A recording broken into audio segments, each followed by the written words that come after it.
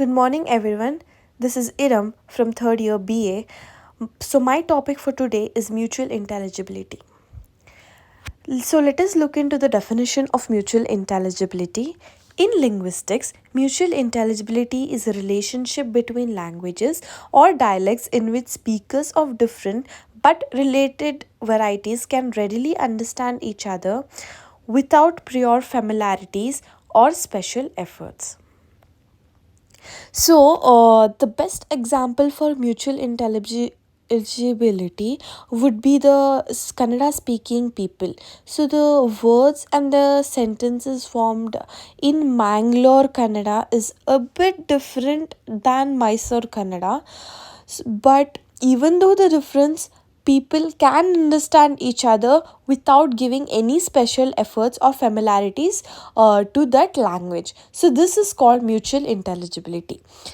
So it is sometimes used as an important criterion for distinguishing languages from dialects, although sociolinguistics factors are often also used. So sociolinguistic, what is sociolinguistic? Sociolinguistic is nothing but the study of language in the society. So the important criterion, the important aim of the mutual intelligibility is to distinguish languages from dialect, although sociolinguistics are also often used. So sociolinguistics are also used in the distinguishing of languages with dialects. So, next, let us look into the intelligibility. What is intelligibility? An individual's achievement of moderate proficiency or understanding in a language called L2. What is L2? Language 2. Other than their first language. What is first language? Their language 1. Typically requires considerable time and effort through study and practical application if the two languages are not very closely related.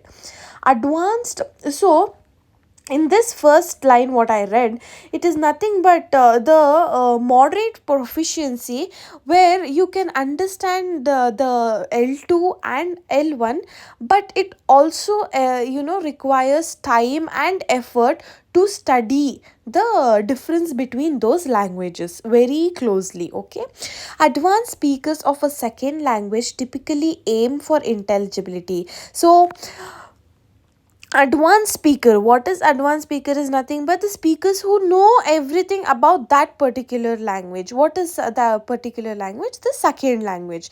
So it is the aim for intelligibility. Okay, especially in situations where they work in their second language and the necessity of being understood is high. However, many groups of languages are partly mutually intelligible. So, many groups of languages, be it Malayalam, be it Kannada, be it Tamil, so these languages are somewhat a little, or the words are similar. So that is, most speakers of one language find it relatively easy to achieve some degree of understanding in the related languages. So as I said, like Malayalam, Tamil and Kannada. Tamil and Kannada, they are closely related. So some words or some things are understood by the Kannada people without giving any special efforts. Okay. Often the two languages are genetically related. What is genetically related? Means their genes, like the birth of that language, have some similarities. They are related and they are likely to be similar to each other in grammar, vocabulary, pronunciation, or other features. Okay, this is intelligibility. Okay, there is another slide. So about intelligibility, so intelligibility among languages can vary between individuals or groups within a language population according to their knowledge of various registered and vocabulary in their own language, their exposure to additional related languages, their interest in or familiarity with other cultures, the domain of discussion, psychocognitive traits, the mode of language used, written versus oral, and other factors. So, intelligibility can vary from one person to other person or from group to group, okay, within one language population. So for example now we live in Karnataka. We know the language called Kannada because it is our language of our state. So the language population according to the knowledge of various registered and vocabulary in their own language. So the vocabulary or registered, now for example I speak Urdu, so something will affect the talking of my Kannada. I might use some similar words related to my language, that is Urdu. So that is the intelligibility, okay. So linguistic distance in the name for the concept of calculating a measurement for how different languages are from one another. So they also use the linguistic distance. What is linguistic distance? It calculates the difference in language from one to another. The higher the linguistic distance, the lower the mutual intelligibility. So the simple thing is, if the linguistic distance is high, then the mutual intelligibility is low. Okay, so let us go on to the next slide. This is while mutual intelligibility itself is not an aim, it serves several important purposes in the field of linguistics. So it has some purposes, important purposes in the field of linguistics. First one is communication. What is communication? The primary aim of mutual intelligibility is to facilitate communication between speakers of different linguistic varieties. So the primary aim of mutual intelligibility is nothing but is to have communication between speakers of different linguistic varieties, that is nothing but the different language users. When there is high level of mutual intelligibility, speaker can understand each other, fostering effective communication. So the main aim is to, if the mutual intelligibility, that is the similarities of languages, or the speaker knows the language, the different languages, then the effective communication is very easy. Next, language very classi- sorry language classification. Mutual intelligibility assists linguists in classifying languages and dialects. If speakers of two varieties can understand each other well, they may be considered dialects of a common language. If understanding is limited, they might be classified as separate languages.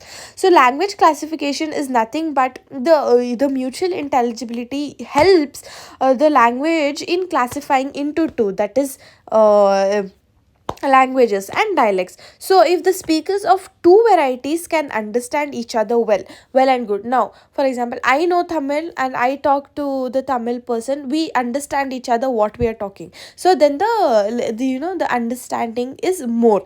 So if understanding is limited, they might be classified as separate languages. For example, I don't know much of Malayalam, but I know some or the other words. So that language is the language is separated as classified as separate languages. Next, dialect continua. Mutual intelligibility helps identify and define dialect continua, which are situations where neighboring dialects can understand each other, but the intelligibility decreases with greater geographical distance. So this is a situation where neighboring dialects is nothing but like it is very near to us, that can understand each other, the dialect which can be understood very easily, but the intelligibility decreases with greater geographical distances. So if the person living next to me is is living next to me, then I can understand very easily. But the person who is living very far away, like the geographical area distance is very much there, then the intelligibility decreases. Okay, next, cultural exchange. Mutual intelligibility promotes cultural exchange between communities speaking different dialects or languages. It allows for the sharing of ideas, traditions, and knowledge. So, cultural exchange. The best example is, now, for example, now I don't know one culture, and that culture speaks another language. For example, Kurgi. So, the Kurgi people speak their Kurgi language. Okay, so I want to know more about that, the language or the culture. Then it is very easy for me to understand each other. They understand their culture, understand their ideas, traditions, knowledge, everything is very easy. Okay, social next one is social linguistics. Understanding mutual intelligibility is crucial in social linguistics, as it reveals social dynamics and interactions between linguistic communities. It can shed light on historical relationships, migrations, and contact between different groups. So, social linguistics is nothing but the study of language in the society. So mutual intelligibility is very much, very closely related to social linguistics, as it gives, historical or historical relationships, migrations, and